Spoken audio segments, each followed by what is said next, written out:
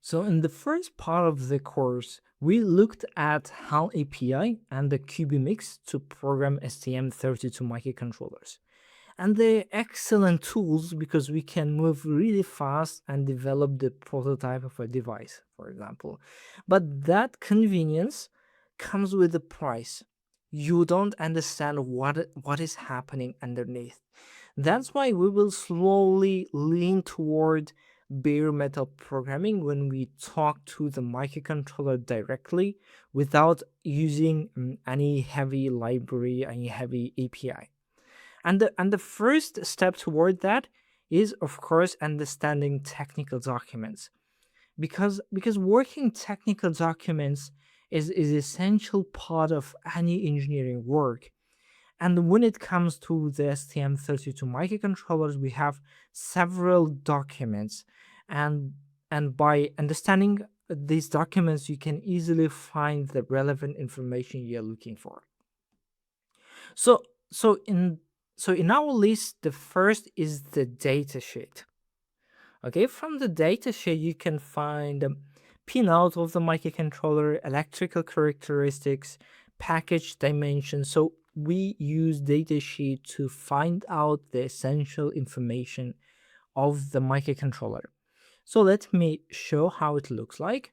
Usually, when you Google the microcontroller name, the first link would be the product page of the microcontroller. So just go to the documentation, for example, here, and we have all list of documents. So we can go to the datasheet, then we can just open the PDF. So this is how the documentation, the datasheet of the microcontroller looks like. So on the first page, we have the main features listed, and we have the footprints and so on. Usually the datasheets are useful if you want to design the custom board.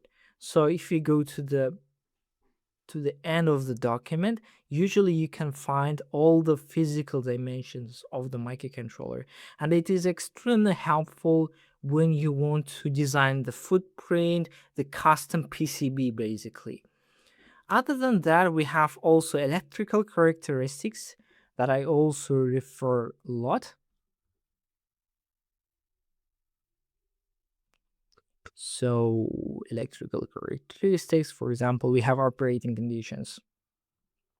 So we have the voltage ratings, the the frequency. We also have these temperature values, and this is also actually really important because in some conditions you might have really high temperature. For example, if you're working on motor control, the temperature might reach, let's say, 100 degrees, and you have to make sure that the microcontroller can work heavy under these heavy hard environmental conditions. And other than that, we have also the pinout of the microcontrollers. So let me find out. And also, actually, we also have the memory map. I will present that a bit later. Yes, we have the pinout of the microcontrollers.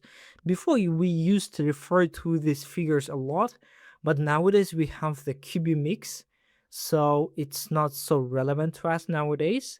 But we have the table pin definitions, and this is really important because if we want to know what PA2 does, we can just look and we can see that it can be the ticks of the UART2, it can be channel 3 of the timer, and so on and so forth. So we have the full information about the functionality of the pins.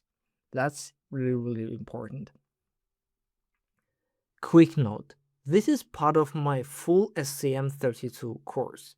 The complete course with the full documentation is on stepschool.com, link below. Okay, the second document in our list is the reference manual.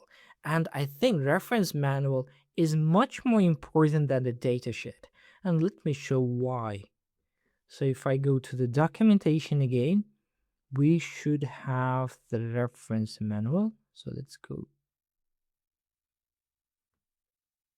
all documents. We have reference manual. So let me open it as well. The first thing to note is that the reference manual is much longer than the datasheet, like 852 pages. In some conditions, you might have more than 1,000 pages in the reference manual.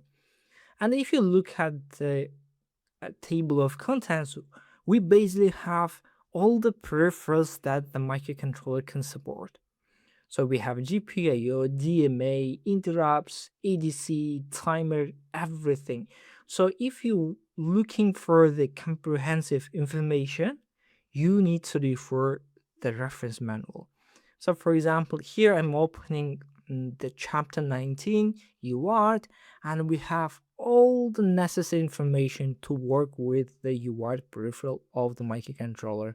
So we have the block diagram, we understand how the data transaction is happening in detail. So if you're looking for something specific, some detail, where do you refer? Do you Google it, or you ask ChatGPT, or you refer to the reference manual? I think the best practice is to check the reference manual all the time. Okay, and also another thing I want to mention is that in every chapter we have the registers listed at the end. So here we have the registers. I will present that a bit later, but it's a central topic in bare metal programming. So by manipulating these bits in the register, we can control the peripheral functioning. Then we have the application notes. So mostly it's a practical guide on how to use different settings, different features of the microcontroller. So for example, if we go again, we have all documents and we have application notes. So we have all the applications notes listed here. For example, we can open this just for checking. So as you see, this application is about using UART as a bootloader in STM32 microcontrollers. And then we have all the relevant information just over here. Okay, then last but not least, we have Errata sheet. You don't use Errata sheet as frequent as other documents, but it is extremely useful. Why? Because even if microcontroller design is extremely precise engineering work, there's always some flaw, some bug in the microcontroller architecture. And because of that, something might not work on your code. For example, you might encounter extremely weird bug. You check everything, the logic, everything looks good, but something is not working. Like it's a very weird behavior. In that case, the cause could be the microcontroller flaw, some architecture problem. So in that case, you always have to check the errata sheet. This is extremely important. So again, you go back to this page, then we have errata sheet. Then, for example, we can open the PDF and we have different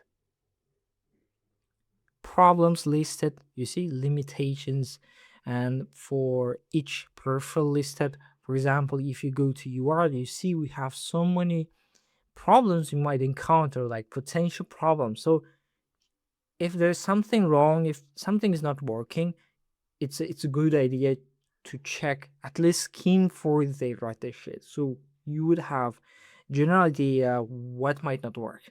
Okay, so that's it for this lesson. Hope you have the general idea about the technical documents we're going to use, and later we will definitely use the reference manual to program the microcontroller, so we will see it later. The next thing, we will switch to the microcontroller architecture, which is also, I think, extremely important topic for beginners. So let's do it.